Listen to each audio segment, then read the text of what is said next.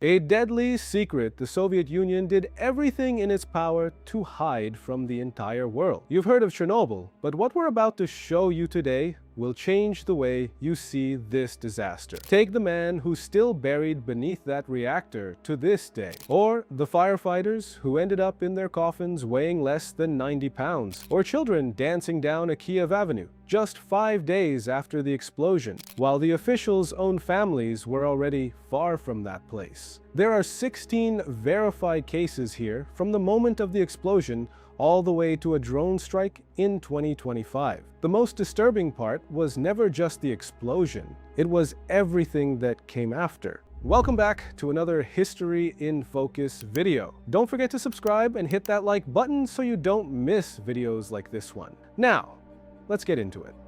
Fact number 1. There is a black mass in the basement of Reactor 4 that has killed people just for standing near it for a few minutes.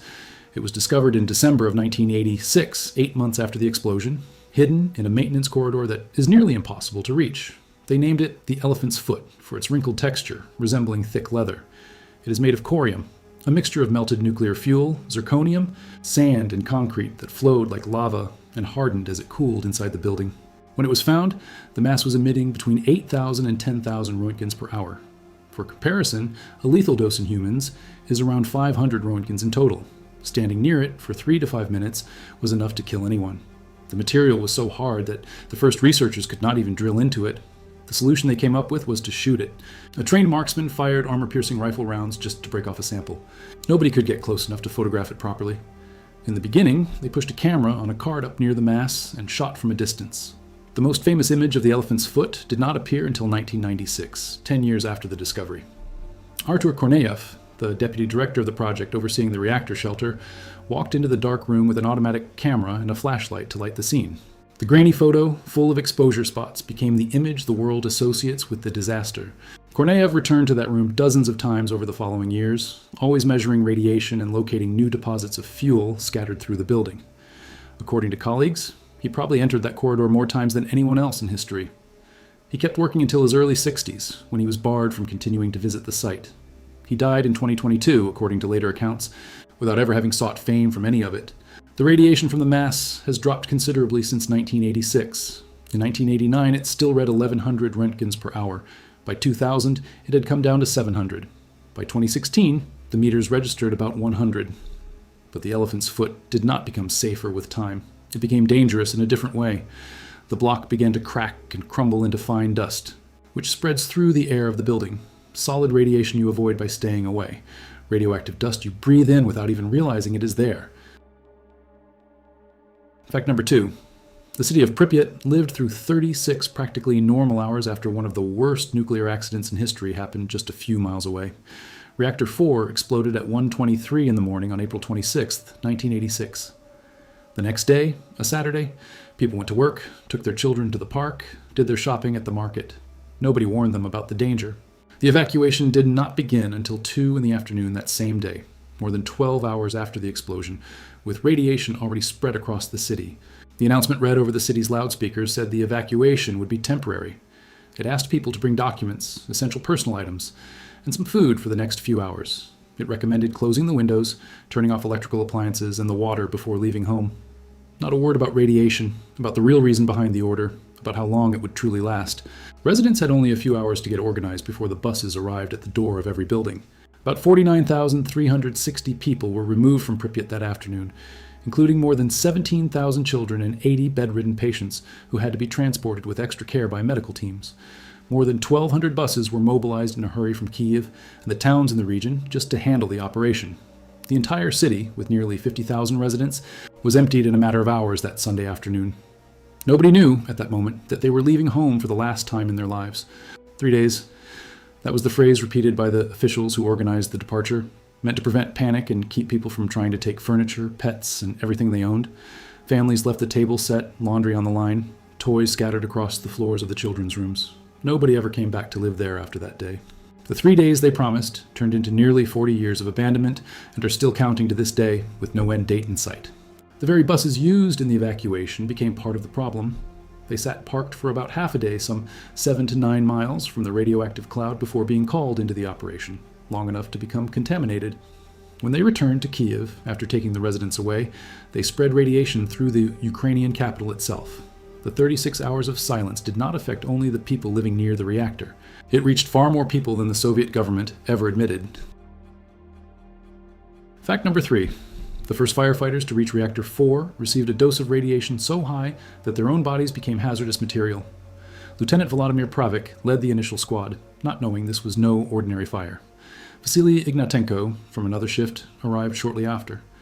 Neither of them wore adequate protection against radiation because nobody involved knew, in that first moment, that the reactor core was exposed to the open air. Within a few days, the radiation had already destroyed both of their bodies from the inside. Pravik died on May 11th at 23 years old. Ignatenko died 2 days later, on May 13th at 25. A colleague of theirs, Nikolai Titanok, developed blisters on his own heart, a finding only confirmed later in the autopsy. Pravik's brown eyes changed color before his death, turning blue, a direct effect of the extreme exposure his body took in those first hours next to the reactor. The radiation accumulated in the bodies was so high that they dried out from the inside, almost mummified within a matter of days. Many of these first heroes weighed less than 90 pounds at the moment of death, half the normal weight of an adult man. The wooden coffins were wrapped in plastic and placed inside zinc boxes, not lead, as many people still repeat to this day. Even so, the bodies kept emitting dangerous radiation. The firefighters were buried at Mitinskoye Cemetery in Moscow, along with other plant workers who died in those same following weeks after the accident. The concrete that covers the graves today was not poured on the day of the burial, as many people imagine. That only happened about 2 years later and without the families present at the time of the work. The intention was to permanently contain any radiation that might still escape from that piece of ground in Moscow. Decades later, the site became a place of pilgrimage. Every year on September 3rd, families and former liquidators gather at Mitinskoye to light candles in memory of the first dead of Chernobyl. The cemetery also holds important Soviet military and scientific figures, but it is in that corner reserved for the firefighters that most of the candles are concentrated. Bodies that dried out in days remain, to this day, under a layer of concrete that nobody intends to remove. Fact number 4. A film crew accidentally recorded the death of 4 men in the sky over Chernobyl, and the footage stayed hidden for years. It was October 2nd, 1986, 6 months after the explosion. The sarcophagus that would cover Reactor 4 was nearly finished. Helicopters were still making low passes, dumping sand, lead, and a special glue over the rubble, trying to trap the radioactive dust before it spread even further through the contaminated air of the region. That day, 2 helicopters were given the mission, identified by the call signs Cup 1 and Cup 2. The first dropped its load without any problem and returned safely to base. The second, and My 8, was passing over the reactor building when its rotor blades struck the cable of a crane used in the construction of the sarcophagus. The blades shattered instantly and the aircraft plunged down, crashing a few yards from the reactor building destroyed by the explosion. All 4 crew members died. Captain Vladimir Vorobyov, who was flying the aircraft at that moment, Lieutenant Alexander Yunkind, Flight Engineer Leonid Kristik, a veteran of the Soviet War in Afghanistan, and Navigator Nikolai Ganzuk. A KGB report later suggested that the pilot may have been blinded by sunlight at the exact moment of approach, but the official cause was never treated as definitive by the Soviet authorities of the time. The strangest detail is that nobody planned to record that death. A member of a documentary crew visiting the area that day had his camera running and captured the entire accident, from the collision with the cable to the helicopter hitting the ground near the destroyed reactor.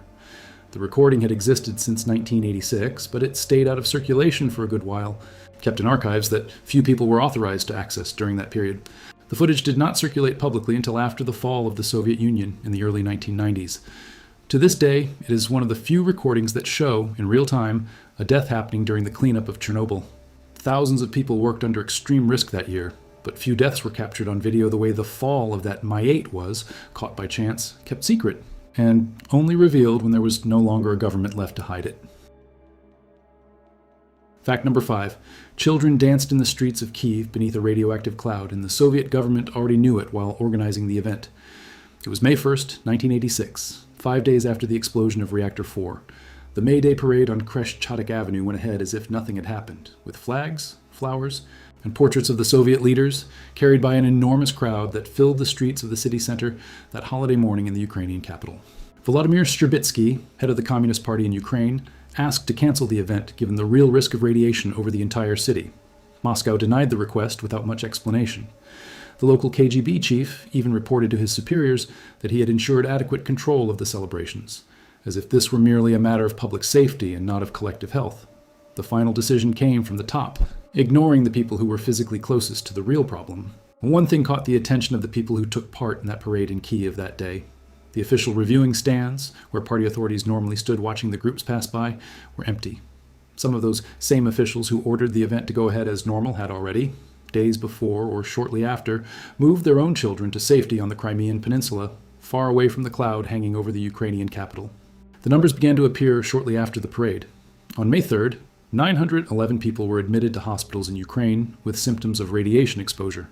The next day, that total jumped to 1,345 patients, including 330 children among the recorded cases. Many of these cases emerged precisely in the days following the event, when entire families had already spent hours outdoors breathing in what was blowing from the direction of Chernobyl. The Soviet government never formally acknowledged a direct link between the parade and the rise in exposure cases recorded that week. Decades later, residents who took part in that day still tell the same story. They did not find out until much later that the cloud was already covering Kyiv at that exact moment. Keeping up the appearance of normalcy mattered more to Moscow than protecting the people dancing in the streets with no idea of anything at all. Fact number 6. A pregnant woman spent entire days beside her husband while his body destroyed itself from the inside, without knowing that she might be putting her own daughter at risk. Ludmila Ignatenko was married to Vasily, the firefighter called out to put out what looked like an ordinary fire in the early hours of April 26, 1986. He went with no protection against radiation at all, because at that moment nobody involved had yet understood the true scale of what was happening at the reactor. Vasily was transferred to a specialized hospital in Moscow, along with other firefighters who answered the call that same night. Ludmila visited her husband every day, sat beside his bed for hours, watched his body change appearance with each new visit she made. The doctors warned her several times about the risks of being so close. She kept going anyway. Vasily died on May 13th, 1986, 18 days after the explosion, at 25 years old. Months later, Natasha was born, the couple's daughter. The baby came into the world with cirrhosis of the liver and a severe congenital heart defect, and lived only 4 hours before dying. According to medical accounts from that period, the explanation given to the mother was that the dose of radiation capable of killing Lyudmila had somehow been absorbed by her own daughter's body during the months of pregnancy. After that episode, she was told she would not be able to become pregnant again. Lyudmila's story was recorded in the book Voices from Chernobyl by the Belarusian journalist Svetlana Alexievich, published years later with accounts from dozens of survivors connected to the disaster. Decades afterward, HBO drew directly on her story to build one of the central storylines of its series about the nuclear accident, without asking formal permission to use that specific account. Lyudmila states she never gave that consent to the show's producers. After the series aired, Lyudmila gave her first public interview on the subject to the BBC's Russian service. She said she had to withdraw from public life because of the press harassment that came with the show's impact in the following years. Decades after losing her husband and daughter in the same season of 1986, she still lives in Kyiv, out of the spotlight, with a story the world came to know before anyone asked whether she really wanted it told that way. Fact number 7. A filmmaker recorded radiation without meaning to, thought his camera had broken, and only understood afterward that he was seeing something no one can see with the naked eye. Vladimir Shevchenko, a Ukrainian filmmaker, was given permission to fly over the exclusion zone a few days after the explosion of April 1986. His mission was to document the cleanup operation that was already beginning to mobilize thousands of people around the destroyed reactor at that moment. Shevchenko was using a Canvas 35mm camera, standard for the era in the Soviet Union. When he developed the material, he noticed strange spots, static, and noise scattered across much of the footage, shot near the reactor building. At first, he thought the roll of film had come with a factory defect. Only later did he realize it was no technical fault at all, but the result of radioactive particles passing through the camera itself and activating the film's emulsion directly. The result became the documentary Chronicle of Difficult Weeks, released between 1986 and 1987 in Soviet theaters. In the narration, Shevchenko explains that this strange visual effect was literally the appearance of radiation captured on film, something no other camera had recorded that way until then. Less than a year after finishing the film, he died, in March of 1987, a victim of the excessive exposure accumulated during the filming done so close to the reactor. His camera became so contaminated that it had to be removed from the film school where Shevchenko worked before his death. In 1989, 2 years after the filmmaker's death, the equipment was buried in a radioactive waste depot in Pyrohiv near Kyiv, along with other materials considered too dangerous to remain in circulation. The very tool that recorded the tragedy ended up becoming part of the nuclear waste it had helped to document. Another photographer, Igor Kostin, flew over the reactor a few hours after the explosion, along with 2 colleagues. The radiation ruined almost every frame taken on that flight. Only one photo survived intact, and it became one of the most reproduced images of the disaster in the entire world. Kostin kept returning to the exclusion zone for years, documenting the cleanup, and died in 2013 in a car accident, unrelated to the radiation he spent decades recording. Fact number 8. The structure that was supposed to contain the worst nuclear accident in history was assembled in a hurry, without a single weld, and stood up only because of gravity. The design of the sarcophagus over Reactor 4 began on May 20th, 1986, almost a month after the explosion. Construction took 206 days, between June and November of that same year, carried out under radiation levels so high that much of the work had to be conducted by remote control the entire time. The final structure used about 400,000 cubic yards of concrete and more than 7,000 tons of reinforced metal framing, all assembled in record time. The metal pieces were not welded or bolted to one another, they were simply set and propped against each other, like a giant house of cards raised over the most dangerous reactor in the world at that moment. A small earthquake would have been enough to bring down parts of that entire construction. When the work was finished, there were more than 10,000 square feet of open gaps left in the roof, where the pieces simply did not fit properly against one another. Rainwater came in through them, corroded the metal from within, sped up the deterioration of the structure year after year without stopping. Birds also came and went freely through the open gaps in the ceiling. The Soviet authorities declared at the time that this sarcophagus would last for eternity. In 2019, the Ukrainian company responsible for the plant publicly admitted that there was a very high probability of collapse of the original structure, built in a hurry in 1986. Gravity was still practically the only thing holding that assembly of metal and concrete upright, more than 30 years after the construction had been erected. Every square yard of rust in that structure represented a real risk of collapse onto the reactor. The solution came in the form of a new steel arch, the new safe confinement, erected about 1,000 feet away from the reactor, far enough not to kill the people working on the construction of the piece. In 2016, the structure was pushed by 224 hydraulic jacks until it completely covered the old sarcophagus. Taller than the Statue of Liberty, the project cost about $2.2 billion and brought together more than 40 countries in a race against geological time. Fact number 9. There's a fungus inside the destroyed reactor that grows faster the higher the radiation around it, as if that were food instead of deadly poison.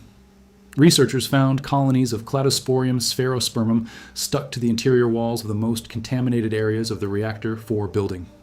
Instead of avoiding these zones, deadly to nearly every known form of life, this particular fungus seemed to concentrate itself precisely there. The explanation lies in melanin, the same pigment that gives color to human skin.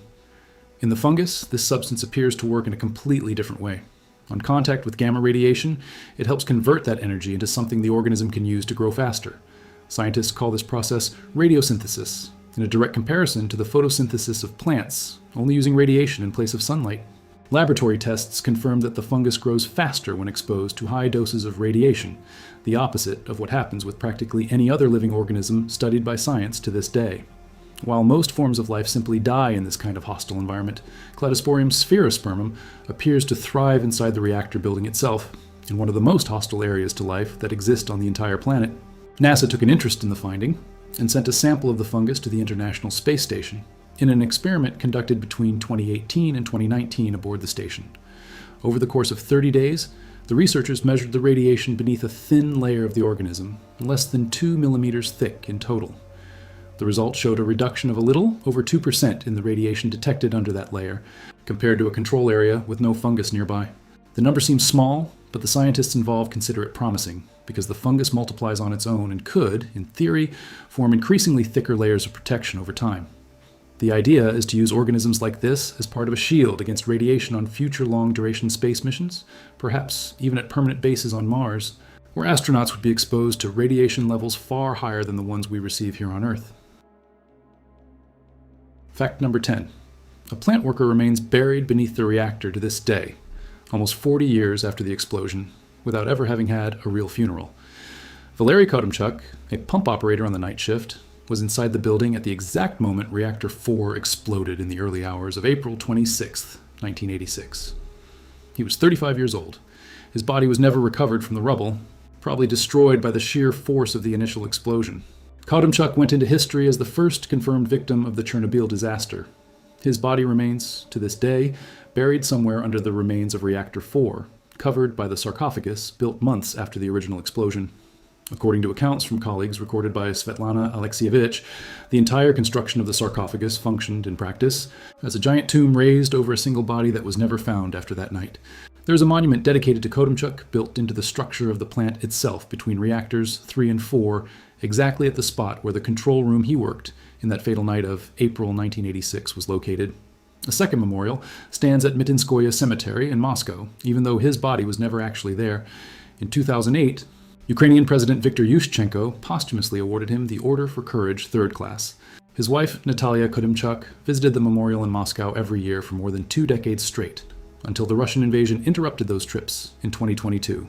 She lived in Kyiv, in a building reserved for families of former Chernobyl workers, in the Troyeshchina neighborhood, in the northern part of the capital.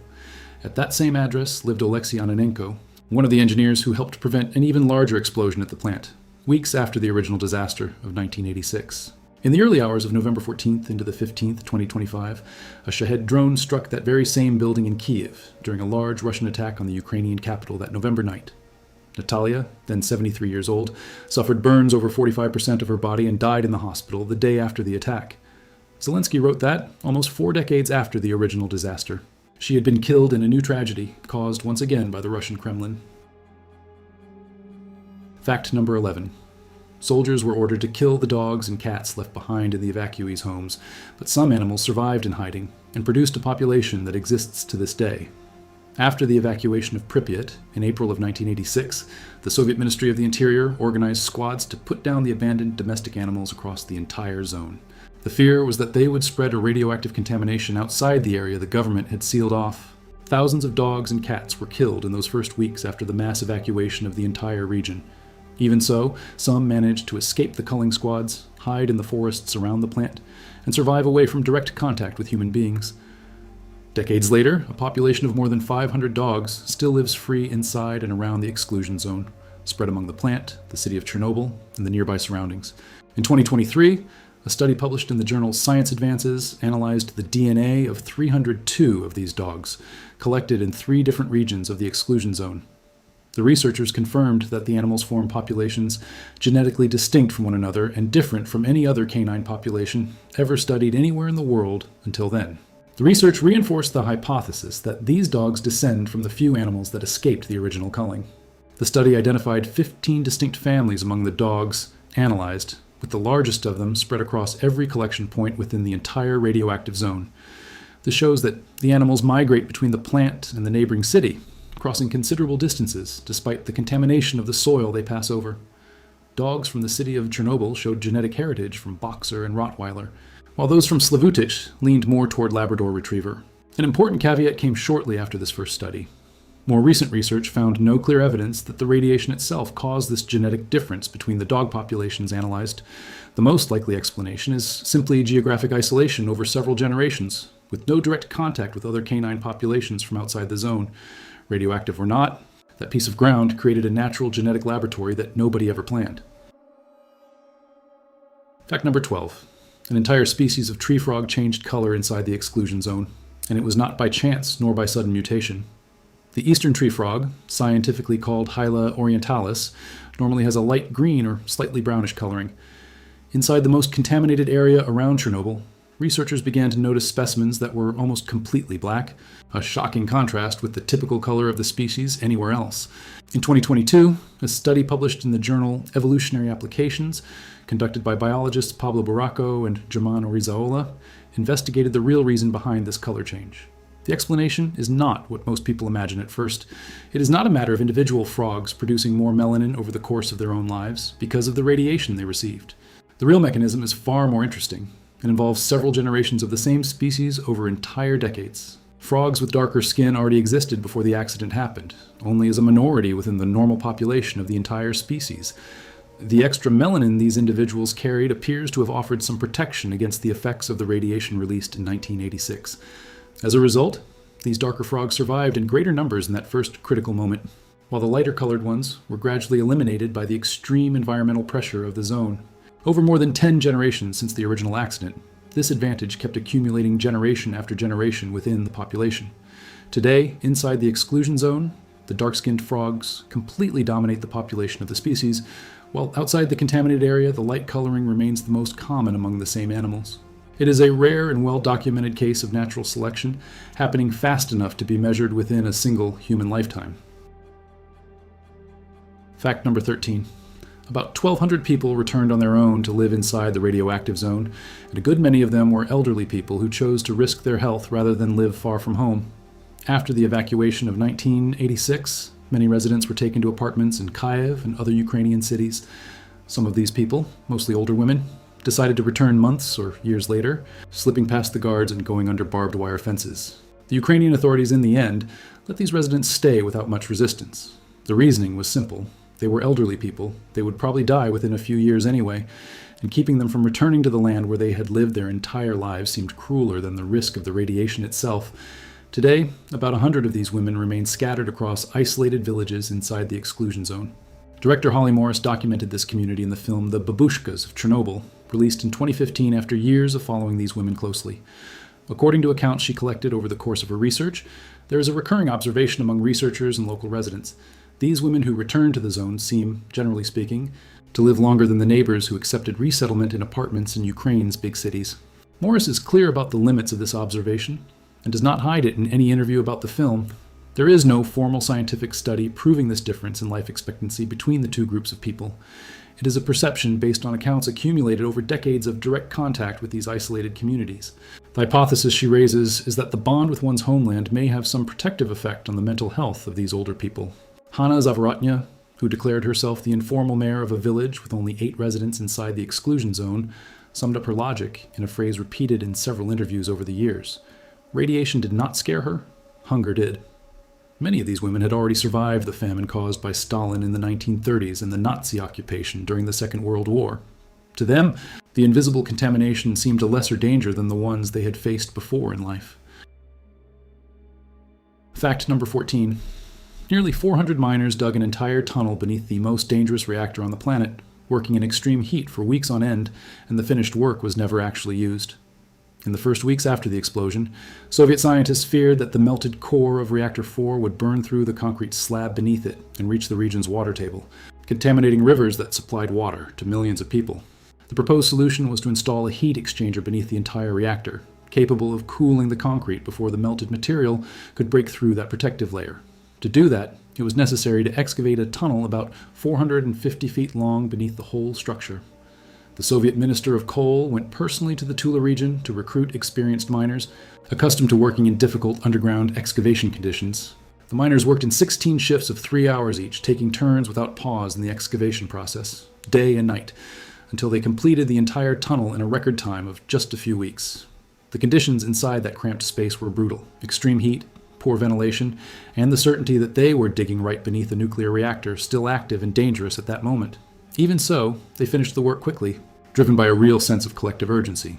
The heat exchanger was installed with a complex network of stainless steel piping, about 6 miles of control cables, and 200 temperature sensors spread throughout the structure beneath the building. After it was installed, the entire piece of equipment was never actually switched on. The temperature readings from the slab began to fall naturally before it became necessary to use the system, and the fear of a chain reaction gradually faded. The melted core of the reactor never came close enough to the concrete slab to justify switching on that entire system built with so much effort and sacrifice. Weeks of work underground, in extreme conditions, resulted in a structure that exists to this day without ever having fulfilled the purpose for which it was created. Even so, nobody knew that at the moment the miners were digging, and that is why the urgency made complete sense at the time. Fact number 15. The Soviet Union only admitted the disaster after another country figured everything out on its own, through the shoe of an employee. On the morning of April 28, 1986, 2 days after the explosion at Chernobyl, radiation alarms went off at the Forsmark nuclear plant in Sweden, when a worker passed through the routine detectors at the plant entrance. The radiation level detected on his clothing was far higher than the normal permitted level. The first suspicion was that there was an internal leak inside the Swedish plant itself that morning. About 800 employees were evacuated from the site, while technical teams combed every corner of the plant, searching for the exact source of the detected problem. After hours of meticulous investigation, it became clear that there was no leak inside. The radiation was coming from outside, carried by the wind that had been blowing for days from Eastern Europe. The Swedish Defense Research Agency confirmed that the radiation signature corresponded to a nuclear accident, and not to weapons tests or any other possible source. They traced the origin to about 700 miles away in the direction of Ukraine and Belarus, cross-referencing wind data with the levels measured. Faced with the evidence, the Swedish government directly confronted the Soviet leadership, threatening to take the case to the United Nations if Moscow kept denying what had happened. The pressure worked. On the night of that same April 28th, the Soviet news agency TASS released an official statement of less than 20 seconds, admitting for the first time that an accident had occurred at the Chernobyl plant. It was the first public confirmation of the disaster, almost 2 full days after the original explosion, and it only happened because a neighboring country discovered on its own what the Soviet Union wanted to keep secret for longer. Fact number 16. The steel shield built to protect the world from the destroyed reactor was struck by a drone almost 40 years after the original disaster, and has still not been fully repaired to this day. In the early hours of February 14, 2025, around 1:50 in the morning, a team from the International Atomic Energy Agency present at the site heard an explosion coming from the new safe confinement, the structure that has covered the remains of Reactor 4 since 2016. A drone struck the roof of the metal arch directly, setting off a fire in the internal insulation layers of the entire structure. Ukrainian President Volodymyr Zelensky attributed the attack to Russia and classified the initial damage as significant at that moment. Russia denied any involvement in the episode that occurred that night. Emergency teams took weeks to fully put out the pockets of fire that kept burning inside the insulating layers. The impact opened a hole of about 160 square feet in the outer covering of the arch, with structural damage spreading across an area of some 2,000 square feet around the point struck by the drone. Important joints and bolts of the structure also suffered damage at the moment of the direct impact. Despite all this damage, the radiation levels monitored around the plant showed no abnormal increase in the days following the Russian attack. In December of 2025, the International Atomic Energy Agency formally declared that the new safe confinement had lost its primary safety functions, including precisely the ability to contain the radiation inside the entire structure.